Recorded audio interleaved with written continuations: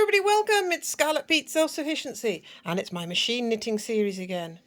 Have you ever knitted too many rows and you need to undo rows? Well, I need to undo 10 rows here. I've done 10 rows too many. I made a mistake. How tedious. Well, there are 2 or 3 ways of doing it, but I'm going to show you a quick rip it off deknitting without the deknitting tool. Do you want to see how it's done, Lily? I'm very interested indeed. Are you interested indeed? Well, I'll hand the camera over to the film girl. So, we have knitted too many. Oh dear, disaster. We have removed the yarn from the carriage and we are just going to pull and help the needles free themselves of the knitting. So we're pulling in that direction, but very minorly upwards in a very small way, and also we're pulling and teasing up these needles towards the sky. And this is actually quicker than an actual deknitter machine that you can buy, a little carriage.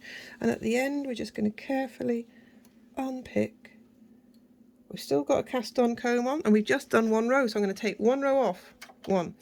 Now then, we cannot undo another row till we push these back again. So I'm just going to carefully push them back, making sure that all those stitches were actually behind the latch. They're not going to come flying in the wrong direction. So again, we're pulling, and then we're just going to, we can do it this way, wiggle and pull up, or we can put my hand over here, which Lily's going to struggle to film, easing them outwards, and then take care at the end. Why do you have to take care at the end? Because the stitches might rip off completely. I'm just going to push those back, taking care to do it. Oh, that looks pretty. Oh, is it pretty? Then it all just slides back. Beautiful.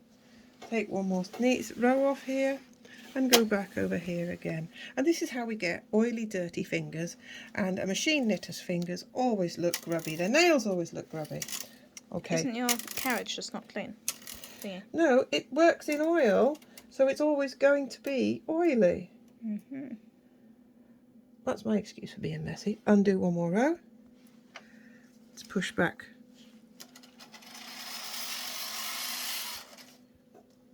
Now the other way of doing this, which I'm not going to do on this, could have been to have thrown the yarn off, the work off, and then we could have just counted down 10 rows and picked up that row and put it back up. But I don't want to do that. I think this is more satisfying and it's quicker and less work. We've removed another row, take it off, and we just keep going, pushing the needles back, just like that. Lily likes that bit. And we pull, and you can get really, really quick at this, as you can see. Just careful at the ends, just remembering to push back those stitches here, because you sort of lose control and the stitches will just fly off.